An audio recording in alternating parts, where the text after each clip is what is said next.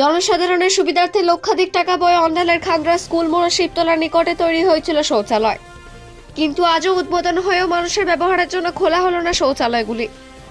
খান্দ্রা school মোড়ের কাছে 1,80,000 টাকা বয়ে 2021 সালে তৈরি হয় সুসজ্জিত একটি শৌচালয় জনসাধারণের জন্য।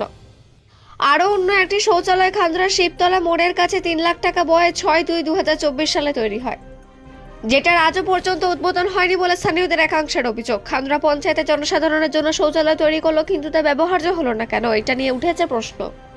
সরকারের এতগুলো টাকা ব্যয় করে অপচয় করা হচ্ছে বলে স্থানীয়রা মনে করেছেন।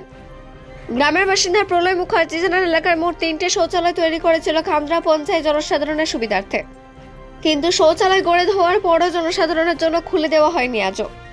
ফলে শৌচকর্মের জন্য ব্যবসায় থেকে শুরু করে বাস স্ট্যান্ডের আসা বহু যাত্রী সমস্যায় পড়েন। তিনি বলেন, খান্দ্রা স্কুল মোড়ের সামনে যে শৌচালয়টি 2021 সালে তৈরি হয়েছিল, বর্তমানে ব্যবহারের অভাবে সেটিতে স্থানীয় দোকানদাররা আবর্জনা ফেলেন। শৌচালয়ের সামনে বসে মাছ বিক্রি করায় তাদের পসরা নিয়ে বসেন, এবং শৌচালয়টির একেবারে দরজার সামনে রয়েছে একটি চায়ের ঠেলার দোকান। ক্যামেরার সামনে কিছু না বলতে চাইলেও খান্দ্রা স্কুল মোড়ে শৌচালয়ের সামনে থাকা দোকানদারগুলির মতিগতি দেখে এটা পরিষ্কার বোঝা যায় যে শৌচালয়টি জনসাধারণের ব্যবহারযোগ্য করা হলেও তারা বেশি সমস্যায় পড়বেন, কেননা তাদের দোকান নিয়ে তারা কোথায় যাবেন। তাই হয়তো তারাই চান না বিশেষ করে শৌচালয়টি চালু হোক। তবে ব্যতিক্রমে কয়েকজন দোকানদার ছাড়া বহু দোকানদার রয়েছেন যারা চান শৌচালয়গুলি জনসাধারণের ব্যবহারের জন্য খুলে দেওয়া হোক। এই বিষয়ে খান্দ্রা পঞ্চায়েতের প্রধান অপর্ণা বদ্যকর জানান, স্কুল মোড়ের সামনে যে শৌচালয়টি তৈরি হয়েছিল তখন তিনি পঞ্চায়েত প্রধান ছিলেন না, তবে সেই বিষয়ে তিনি খোঁজ খবর নেবেন। তিনি বলেন, তার আমলে যে শৌচালয়গুলি খান্দ্রা এলাকায় তৈরি হয়েছিল সেটি সঠিকভাবে পরিচালনা করার জন্য যে অর্থের প্রয়োজন তা ঘাটতি হয়েছে।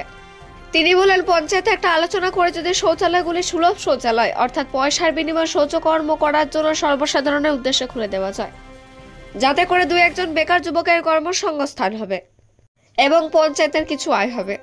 তিনি বলেন, খুবই শীঘ্রই শৌচালয়গুলি জনসাধারণের উদ্দেশ্যে খুলে দেওয়া হবে। অন্ডাল থেকে জিৎ মিস্টার, রিপোর্ট নিউজে। সেটা আমরা ওপেনিং করেছি অবশ্য। আর এরকম তো ওখানে তো এখানে বড় শহর নয় যে মানুষ টয়লেট টাকা দিয়ে করবে, সেক্ষেত্রেও আমরা একটু নিচু স্তরে রয়েছি।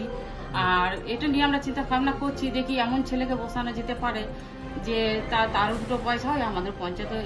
এটা নিয়ে আমরা বডিতে একটু আলোচনা করে নিচ্ছি। এখানে বাথরুম করতে গেলে তো টাকা পয়সার ব্যাপার আছে, এখানে সেরকম টাকা পয়সা দিয়ে কেউ বাথরুমে করতে চায় না। তারপর আমরা নিজেরাও একটা উদ্যোগ নিয়ে দেখছি যে কাউকে বসিয়ে পরে কিছু আয় একটু ফল, এটা আমরা আলোচনা করছি নিজেদের মধ্যে। তালা আমাদের চাবি অবশ্য দেওয়া হয়ে গেছে, দিয়েও দিয়েছি।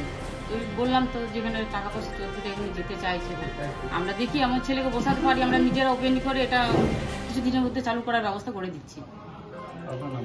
আমার নাম অপর্ণা বদ্যকর। খোলা নয়, এটা শুধু কাঠ মারা দেওয়ার জন্য এটা করা হয়েছে। এই শৌচালয়ের কোনো লোক ব্যবহার করে না। এখানে একটা আছে, স্কুলের সামনে একটা আছে, গ্রামের সামনে আছে, কোনোটাই ব্যবহার হয় না। ফালতু সরকারের টাকা অপচয় হয়েছে।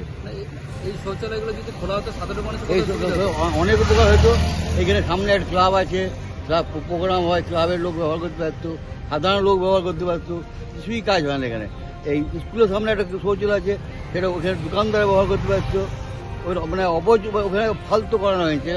লোকগুলো গেল সেই গায়ে কপতে গেছে আর ওখানে গায়ে নিচ্ছে, কোনো কাজে আসছে। গ্রাউন্ড একটা হয়েছে, গ্রাউন্ডও একই অবস্থা। ওরা খুলে দিলে সাধারণ পাবলিকের অনেক সুবিধা হয়। কি নাম আপনার? আমার নাম প্রলয় মুখার্জি।